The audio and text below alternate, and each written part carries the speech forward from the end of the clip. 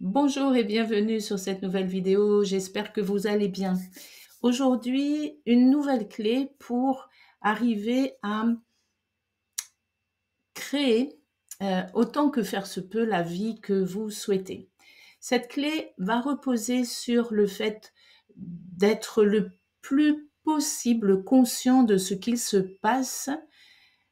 Pas forcément en vous, parce qu'en vous, ça on l'a déjà vu plusieurs fois, et puis il y a beaucoup de vidéos qui parlent de ça, et on en reparlera, mais de ce qui se passe à l'extérieur de vous.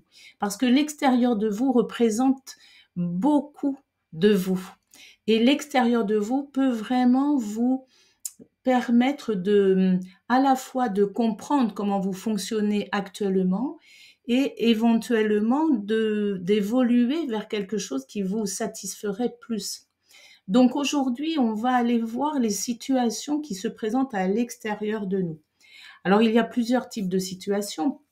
La première, c'est ce qui se passe, ce qui se présente dans dans votre intérieur quotidien, c'est-à-dire dans votre maison d'une part, dans votre lieu de travail et éventuellement dans vos lieux d'activité annexes, mais surtout dans votre lieu, dans le lieu où vous habitez, le lieu où vous travaillez.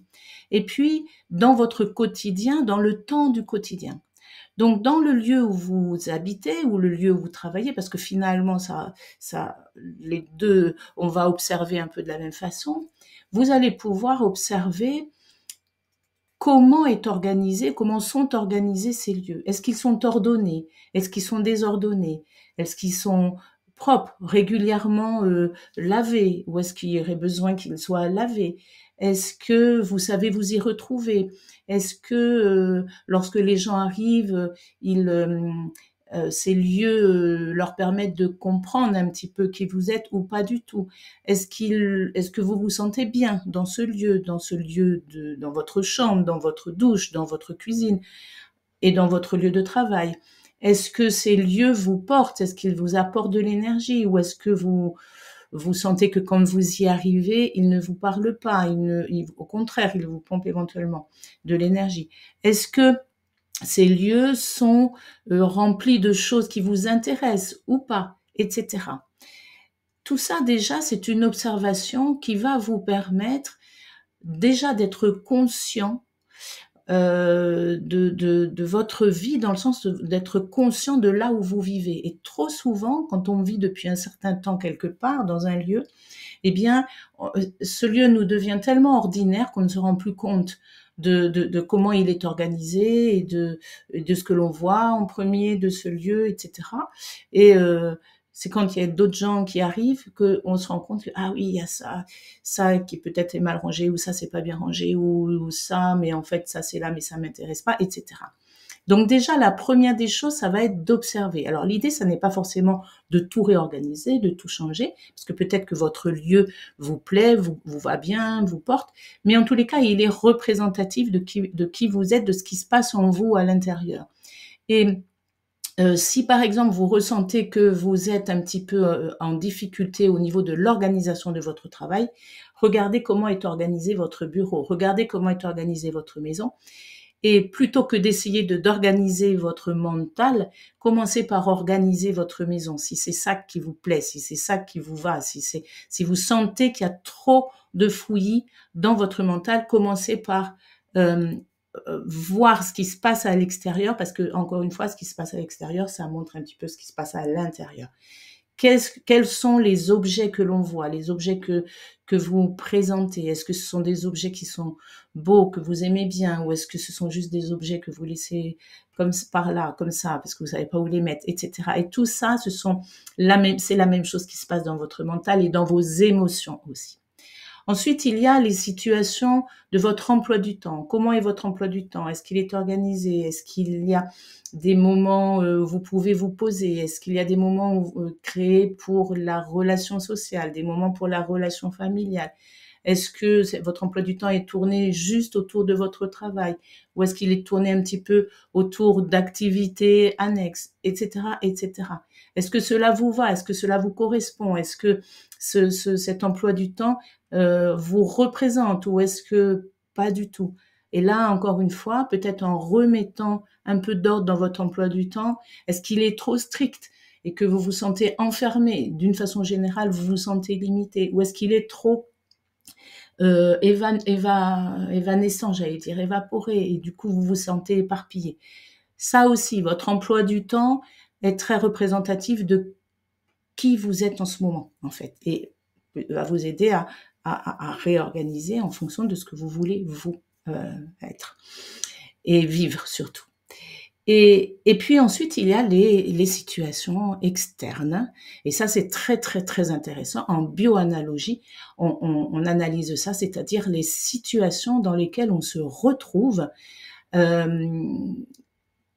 et qui nous parlent forcément de nous. Alors, pour faire vite, une situation, par exemple, une situation où vous rencontrez sur une place publique, sur une plage, à la montagne, dans un sport quelconque, etc., des gens avec qui vous discutez de façon agréable, eh bien, cette situation-là va vous montrer que vous êtes bien dans ces situations-là, que la vie vous traverse et que du coup, vous pouvez avoir des relations confortables, agréables, conviviales, chaleureuses, joyeuses, etc. Ça va vous indiquer qui vous êtes. Peut-être que vous allez retrouver des situations, au contraire, qui sont un petit peu plus tendues. Vous partez avec un ami au restaurant, vous choisissez un restaurant et ce restaurant n'a plus de place et vous êtes obligé de changer de restaurant. Votre ami n'est pas content. Qu'est-ce qui se passe pour vous? Qu'est-ce que ça veut dire pour vous? Est-ce que vous allez rentrer dans ce mécontentement ou est-ce que la vie vous dit juste c'est pas grave, on change de restaurant, même si j'aurais bien aimé aller dans celui-là, ben voilà, on change. La vie me montre que l'autre restaurant va être aussi parfait, que je n'ai pas besoin de tout vouloir contrôler. Même si au départ, vous étiez sûr d'avoir une place dans ce restaurant. Il y a beaucoup de gens qui comme ça ont du mal parce que même si vous aviez réservé, par exemple, et qu'il y a une erreur par rapport à votre réservation, eh bien, accepter qu'il y ait une erreur par rapport à vous, c'est compliqué. Mais peut-être que ça peut dire des choses sur vous. Comment vous arrivez à prendre la vie? Est-ce que vous avez l'impression d'être une erreur pour la vie? Ça, c'est un petit peu un joke, mais voilà. Est-ce que vous avez l'impression d'être une erreur pour la vie ou est-ce que c'est juste la vie qui vous propose autre chose? Si vous vous retrouvez à une caisse, dans la file d'une caisse, dans un supermarché, et que cette file est très longue et n'avance pas, peut-être que la vie peut vous dire, ben voilà, il n'y a pas d'urgence, même si au départ vous arriviez ici dans ce supermarché en vous disant, je vais acheter 2 choses parce que je suis très pressée, il faut que j'aille à tel endroit, etc. Je vais juste faire très très vite. Et là, vous vous retrouvez dans une file qui vous dit, il n'y a pas d'urgence, tranquille, tout va bien se passer. Voilà. Et l'idée, c'est vraiment plutôt que de recevoir un petit peu en pleine figure ces situations et de ne rien en faire, l'idée, c'est de les observer. Qu'est-ce qu'elles viennent vous dire objectivement? Cette file d'attente, elle vous dit, tout est parfait, tout est bien, vous n'avez qu'à attendre. D'accord? La rencontre à la plage ou dans dans un bar où vous dit, eh ben voilà, c'est là qu'il fallait que tu sois. Le restaurant où vous aviez réservé et finalement on a oublié votre réservation, vous dit, mais c'est pas grave. Non, c'est pas grave, les erreurs, c'est pas grave. Il y a d'autres possibilités. Voilà. Donc aujourd'hui, je voulais vous inviter à ça. Je voulais juste vous inviter à observer les situations extérieures comme des indices et des propositions de la vie, et non comme juste des événements qui peuvent être des obstacles ou des opportunités. Les deux sont importants à observer. Moi, par exemple, juste pour terminer avec cet exemple, parce que je le trouve assez parlant. Je vis au bord de la mer, mais dans une région très très ventée, avec un vent froid l'hiver. Et pourtant, j'adore me baigner. Et jusqu'à il y a quelques semaines, j'étais très en difficulté parce que ce vent était très très présent. En plus, là, on est au mois de mars, donc c'était en février, très présent et froid. Et je me sentais enfermée, je ne me sentais pas libre. Euh, et il semblait évident que ce vent m'empêchait de me baigner. Jusqu'au jour où je me suis dit, mais est-ce que ce vent t'empêche vraiment de te baigner ou est-ce que ce vent t'invite juste à te poser la question de qu'est-ce que tu veux vraiment? Et en fait, j'ai réalisé que mais ce que je veux vraiment, c'est me baigner. Ce que je veux vraiment, c'est voilà, aller dans l'eau, pas forcément très longtemps quand elle est froide, j'y reste pas très longtemps, mais j'ai besoin de ça. Et donc, je me suis dit, je vais faire de ce vent juste un compagnon. De toute façon, je suis dans une région ventée, donc, et on a choisi cette région pour le vent, donc de toute façon, ce vent sera là souvent. Si je ne veux pas en faire un compagnon, je vais me sentir très limitée. Et donc, l'idée, c'était de dire, OK, moi, dans ma vie, je ne veux pas me sentir limitée lorsque je peux, voilà, faire une autre expérience.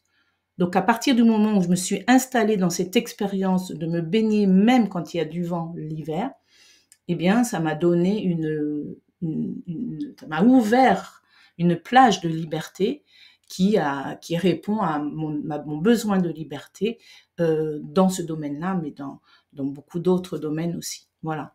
Juste cette situation, je me suis vraiment posé la question.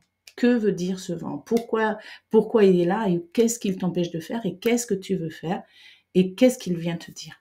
Voilà. Il vient me dire que même si je suis là, tu peux venir te baigner. Voilà, j'espère que cette vidéo va vous aider à comprendre en quoi l'extérieur dans votre vie peut vous permettre d'avancer en étant observateur et observatrice de cet extérieur et en voyant comment il est cohérent avec ce que vous souhaitez vraiment. Je vous remercie pour vos likes. N'hésitez pas à commenter. Dites-moi si votre emploi du temps vous convient, si il ne vous convient pas, si vous avez envie de le changer. Dites-moi si votre maison vous convient, si vous avez envie de la changer, etc. Dites-moi si votre lieu de travail vous convient. Dites-moi si vos activités vous conviennent, etc. Et si vous avez envie de les changer, est-ce que vous avez pris conscience de tout ça? Et puis, si vous avez besoin d'aller plus loin, d'être accompagné, c'est avec plaisir que je discuterai avec vous pendant 45 minutes là, de façon totalement gratuite lors de ce coaching que j'offre à toutes les personnes qui me suivent. Vous avez le lien dans la description en bas. Sous la vidéo et puis voilà, je vous remercie de m'avoir suivi jusqu'au bout. Je vous souhaite une très très bonne journée et je vous dis à très vite pour une prochaine vidéo. Au revoir.